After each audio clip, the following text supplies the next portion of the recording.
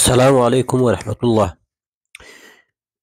نن مې تاسو ته یو موضوع راوړې ده چې ډیره مهمه ده او ډیره ضروري ده، خصوصا په افغانستان کې ډیر خلک او په خیبر پښتونخوا کې دې طرفو خلک ورسره بلد نه دي او نه پوهېږي چې څنګه استفاده کوي او د څه دپاره دی دا کار او د دې ګټې څه دي.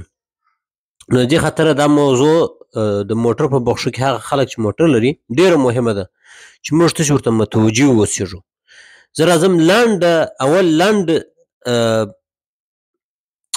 توضیح ورکومه ده چې دا ماشین څنګه کار کوي، د موټر ماشین څنګه کار کوي.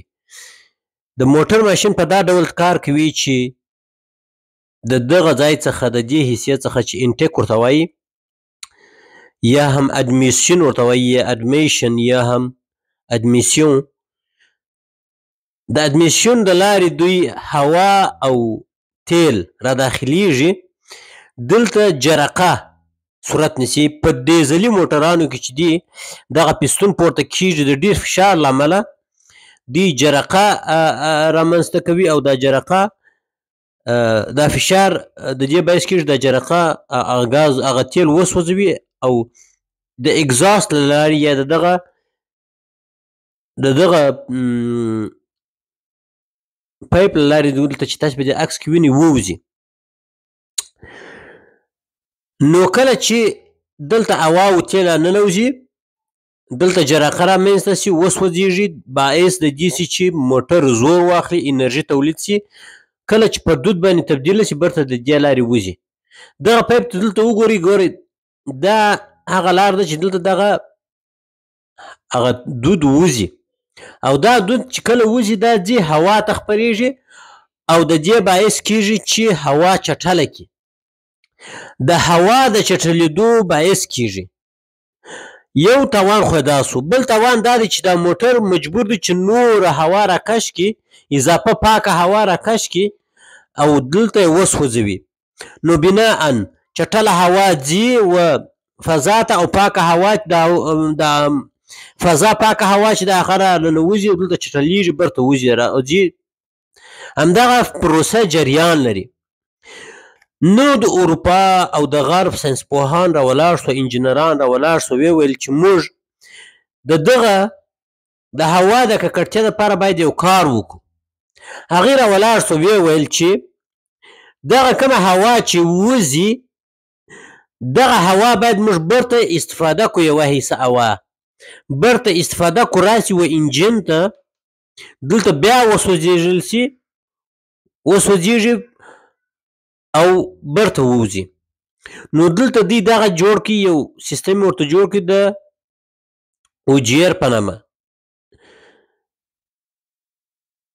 نو دا سیستم چې دی کله چې دا هوا د دې ځای وځي دلته دغه پایپ ورته جوړ کړی دی چې د دې ځای برته کشیږي، برته راځي دلته د پاکې هوا سره ګډیږي او دا راځي دلته سوځل کیږي. تیل او دغه چټله هوا او دا پاکه هوا برته سره یوځای کیږي او دلته بیا سوځېږي، بیا وځي، بیا دلته راځي.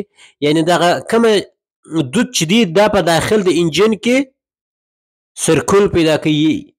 نو دا د دې باعث کیږي چې کومه پاکه هوا چې راننوځي د هغه د راننوتلو مقدار چې دی ټیټېږي او کوم مردار او چټله هوا چې پخوا وتل دا د دې باعث کیږي چې دا دغه سي دا کمه سي راکښته سي. خو چې دا په اروپایي هیوادونو کې دا دغه اوجیر غیر فعاله کول یا بندول دا غیر قانوني دی. بعضې کسان بعضې مستریان یا هغه د میکانیک د بخش ماهرین هغه راولاړېږي دغلته داسې یو اوسپنې ږدي دغه بخش بندوي تر څو دا هوا وانخلي او بهر د دوی دا موټر تور دود راباسي، د دې ځای راباسي.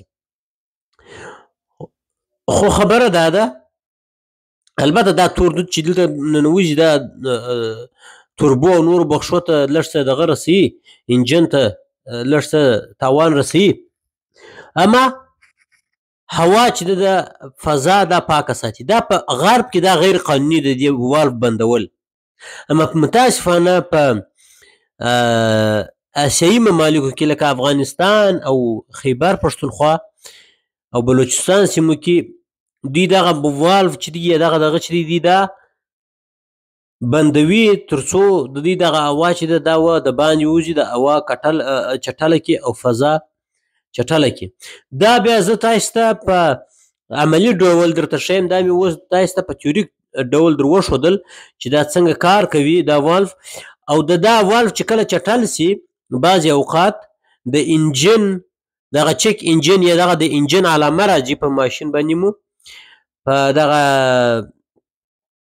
ځای کې او کله کله موټر لرزه پیدا کوي، موټر کمزوري پیدا کوي کله چې دا چټل سي. کله چې دا چټل سي دا پایپونه چټل سي او دا والف چټل سي نو ځکه همیشه د تور دود سره د کاري نو ډېر ژر چټلیږي. نو بیا چې دی د چک انجن علامې راځي موټر مو کمزوري کیږي، اکسلیټر ښه نه اخلي، خصوصا کله چې پورته ځای ته خیږي کمزوري کوي.